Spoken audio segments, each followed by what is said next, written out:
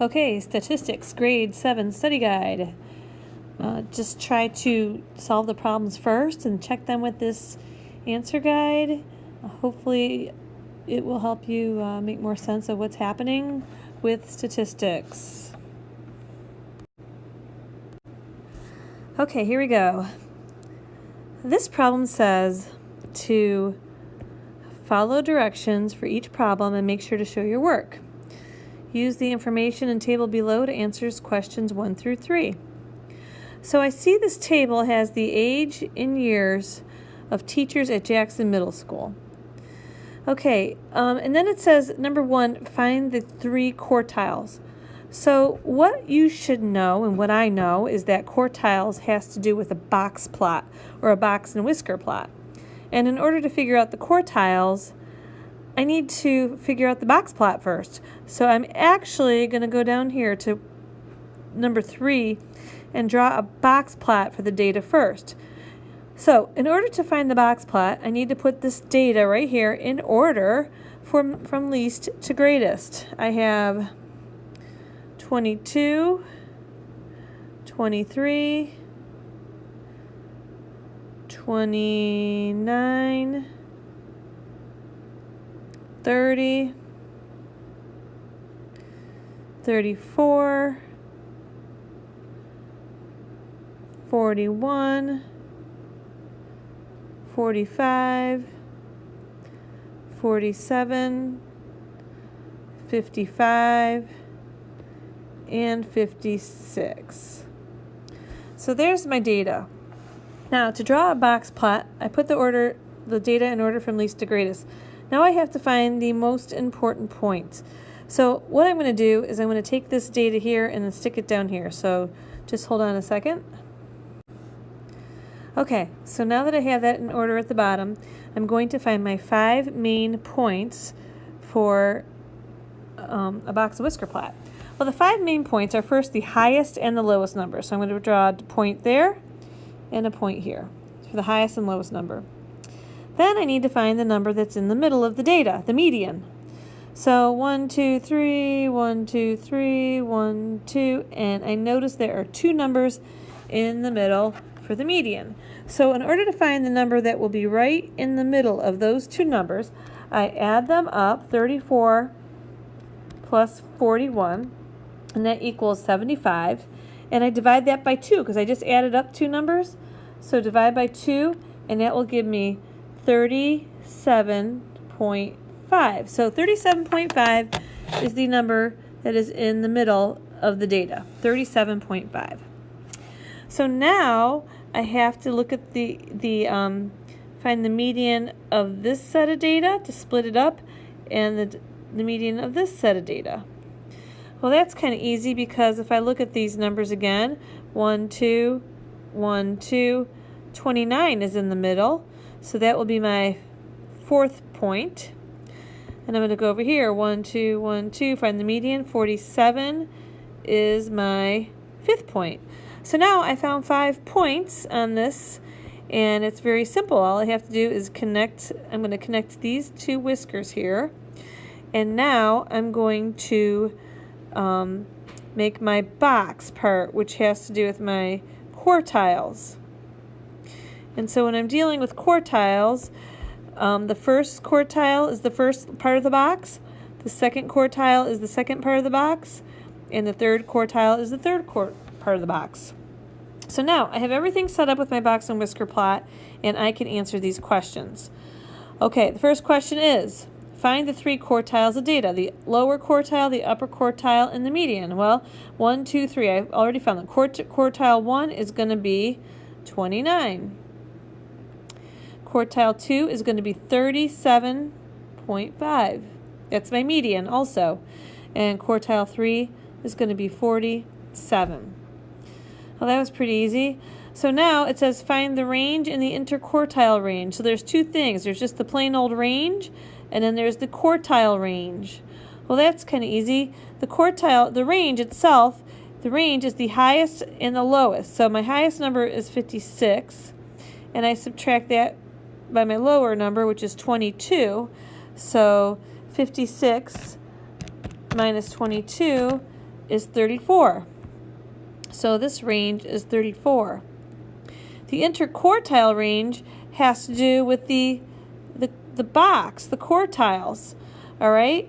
So I just take my lowest quartile, or my highest, which is 47, and I'm going to subtract my 29. And 47 minus 29 is 18. So that's how you fill out all of that information. The very first thing to do, like I said, is to, number one, make your box plot first. Do that first whenever you see keywords like quartile, lower quartile, upper quartile. Okay, so for number 4, I'm looking at this problem, and I see it says a survey asked each student in a middle school how many movies they watched last month. And the box and whisker plot below represents the data for the number of movies watched during the month of February. Okay, so now this is kind of easy because it says determine the second quartile of the box and whisker plot. Well, this is the first quartile, this is the second quartile, and this is the third quartile. And what do you know about box and whisker plots? Well, what you should know is that the first quartile, it's not called a quartiles for nothing. It's quartiles, quarters. So this is a 25% of the data right here. This piece right here is 25% of the data. This piece right here is 25% of the data. And this piece, this quarter, is 25% of the data. I mean, they're not perfect quarters. They're not all even, but they all are representing, each of them, 25% of the data. So, okay, let's look at this one right here. Determine the second quartile of the box and whisker plots. That's right here. This is the second quartile. This is the first quartile. This is the second quartile. So that would be a 4. What percentage of students watch 3 or more movies? 3 or more movies goes from here to here, which is from here to here, which is what percent? Well, that's one quartile, so that would just be 25% of the people, of the students, watch 3 or 4 movies. Okay, what percentage of the students watch 6 or more? Well, here's 6 or more, and that is actually just one quartile, so that too is 25%. Okay, this is a fun one because we're doing mean, but then we're going mad, and we're finding the mad. And the mad is the mean of the absolute deviation.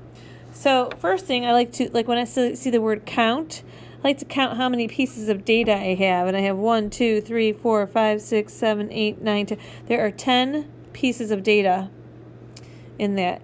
And whenever I get data, I like to put it in order from least to greatest. So let's put these in order. Let's start with 36. And then I have 39. And then I have 40. And then I have 42. And then I have 44. And then I have 49. And then we got 51. And then I got 55. Oh, I missed 53. So 55 would go here. And 53 would go here. And then 58 would go there.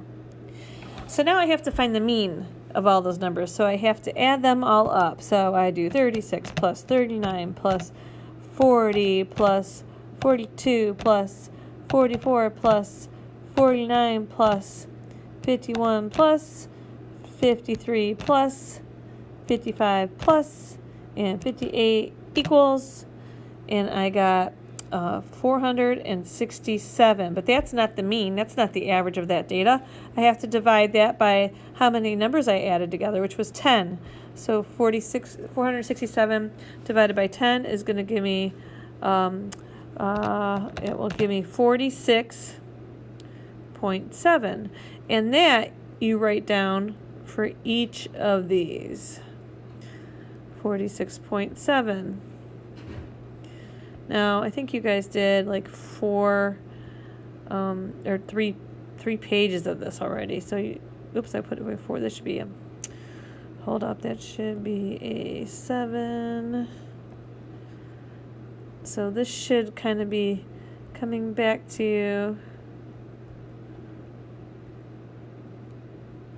Okay, now to find the deviation, that means I have to just subtract, take the data, subtract the mean, and I'll get a deviation, and it's always going to be a positive value. So 36 minus 46.7, that equals 10. It's really negative 10.7, but I only need to write down 10.7 because the deviation is how far it is away from the mean. It's a distance from the mean. So 39 minus 46.7, that equals negative 7.7.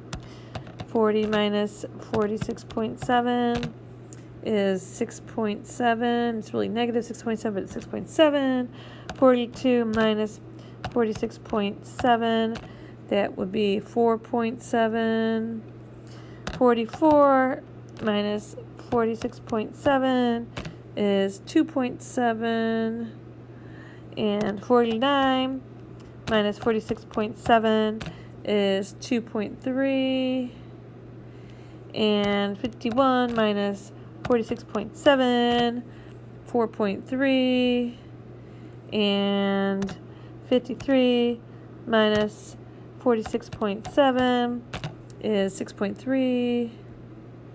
And 55 minus 46 and 7/10 is 8.3. And 58 subtract 46 and 7/10 is 11.3.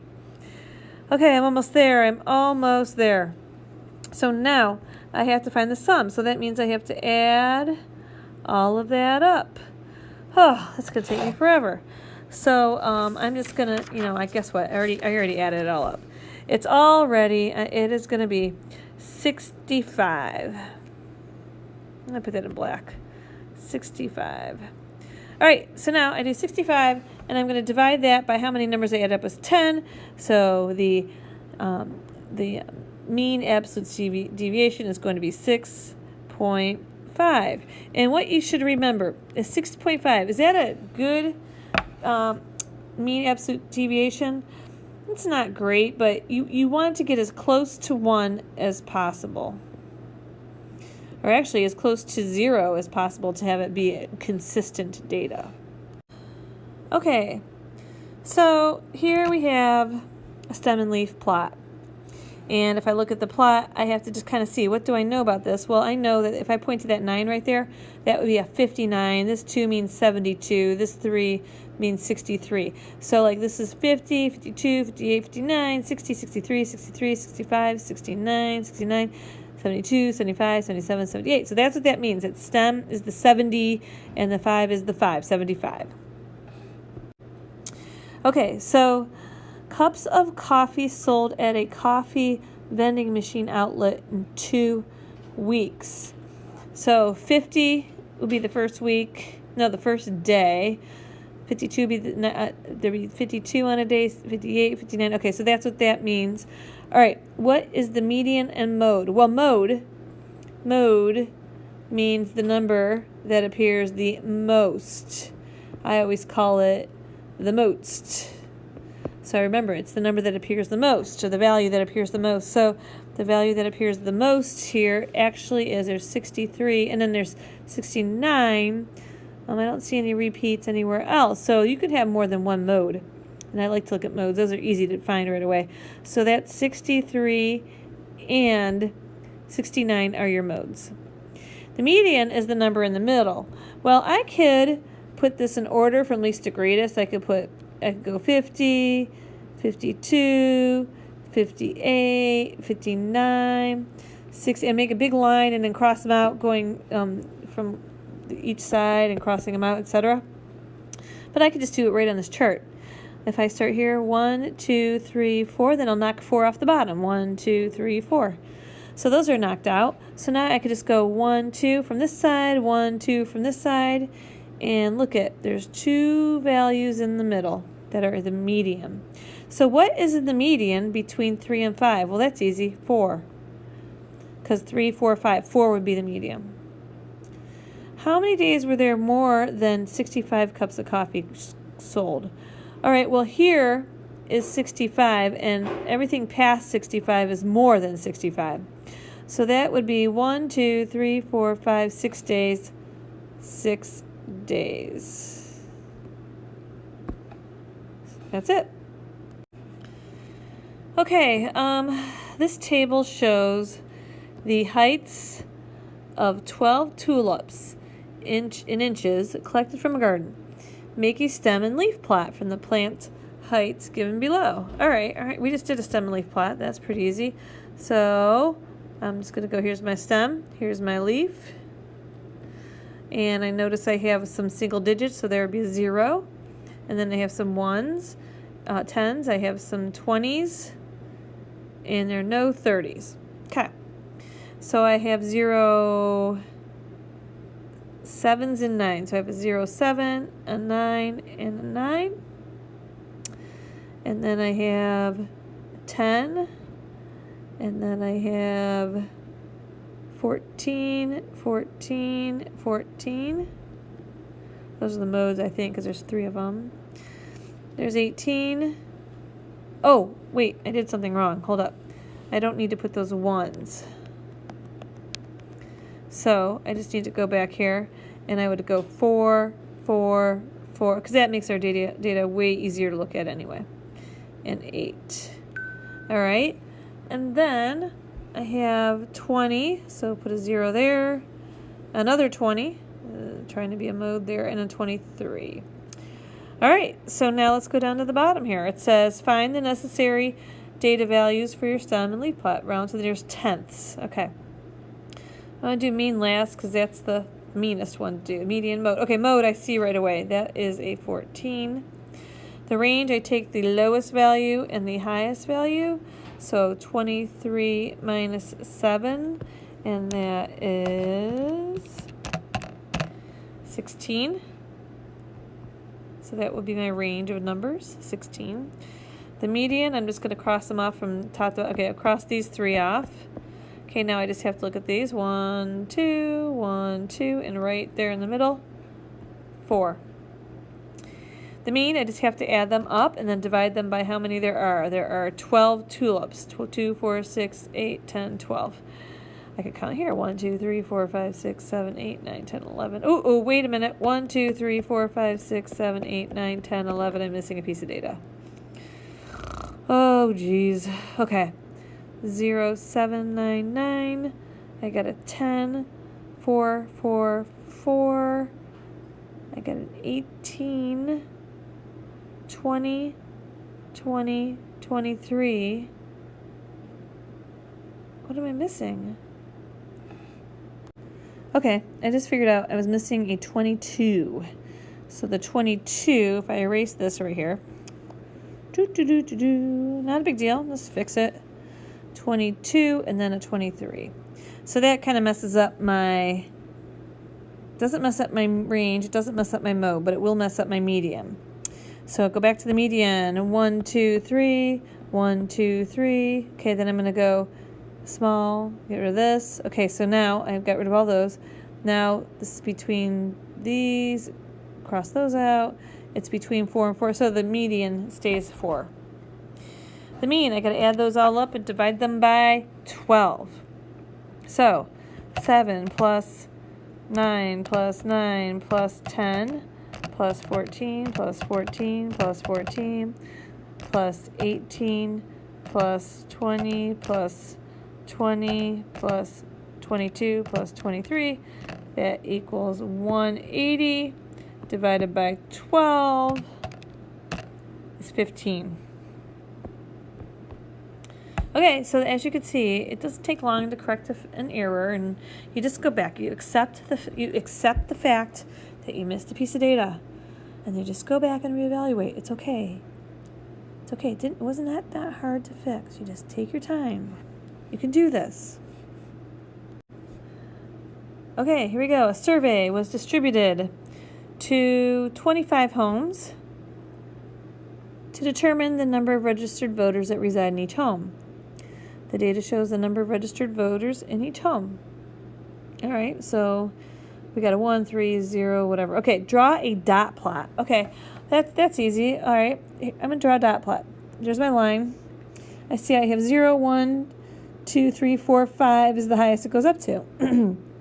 0, 1, 2, 3, 4, and 5. And now I got to do dots. Oh, this is not hard at all. How many zeros? 1, 2, 3, 4, 5 zeros. So 5 dots. Okay. How many ones? 1, 2, 3, 4, 5, 6, 7, 8, 9. Ooh, this is the long dot. 1, 2, 3, 4, 5, 6, 7, 8, 9. Okay. And then I have 2s. 1, 2, 3, 4. 1, 2, 3, 4. Then I have 3s. 1, 2, 3, 3. 1, 2, 3. Then I have 4s. 1, 2, 3. So 1, 2, 3, and then I have 5s. There's only one of those, so 1. Ooh, this data looks like it is skewing. It starts here, it goes down. It looks like it's skewing on the right side.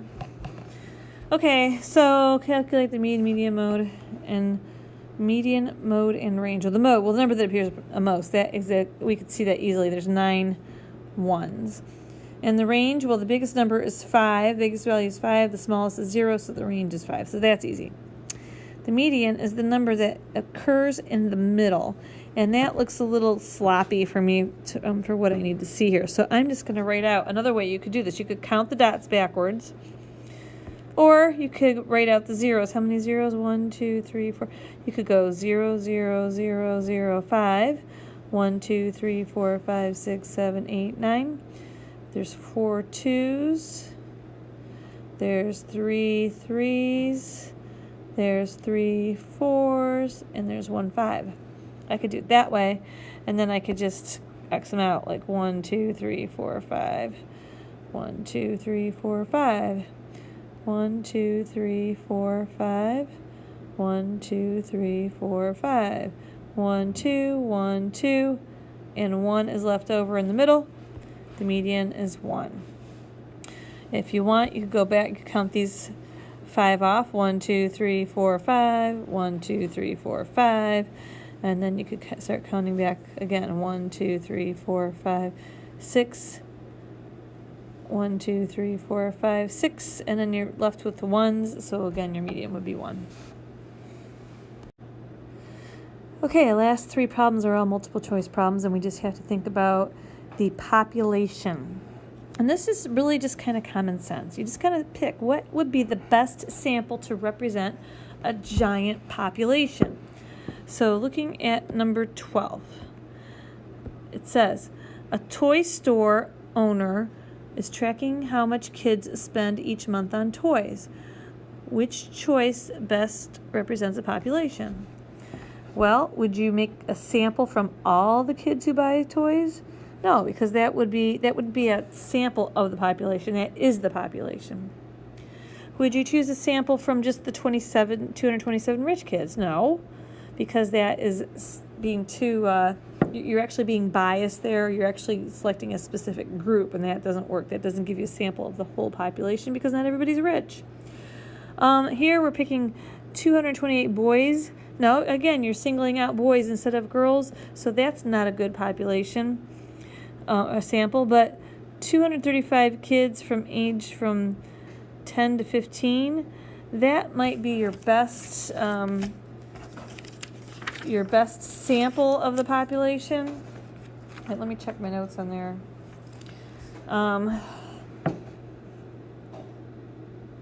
Actually, that is not the best sample of the population because you're just singling out kids 10 to 15. You know, the best one would be all of the kids that buy toys, because you're just picking out tracking how much kids spend each month on toys. Yeah, it's between A and D. This still singles out a group, but at least it's a sample of the group from ages 10 to 15. So yeah, we'll have to ask the teacher on that one, but I'm pretty sure it's D. We'll see. Okay, Amir wanted to see if people in this town thought he was doing a good job, which best represents the sample. Well, okay, if the mayor wants to talk to people in his town, would he just ask the unemployed voters? Probably not. They might not think he's doing a good job anyway. Would he ask his own family? No, that wouldn't be good, because his family's going to say, hey, you're doing a great job. They're not going to kind of get on him. Are you going to ask the residents of the town? Well, yeah, you want to ask the residents of the town, but you can't ask all of them. You want to get a sample. So 242 voters is probably your best choice, because they vote, number one, and number two, that's people in the community that vote. They are people in the town. Okay, and so finally, a musician wanted to see what people who bought his last album thought about his songs. So what would be a good sample of people for that? Oh, I'm going back to the first one. It says, what represents a population? The answer is A on that one. Sorry, it is A, because all the kids who buy toys are the population. They're not a sample. We don't need a sample. This says population. This is sample. This is sample. Okay, back to number 12, 13, 14 here. All right, a musician wants to see what people who bought his last album thought about the songs, and what represents a sample of the people.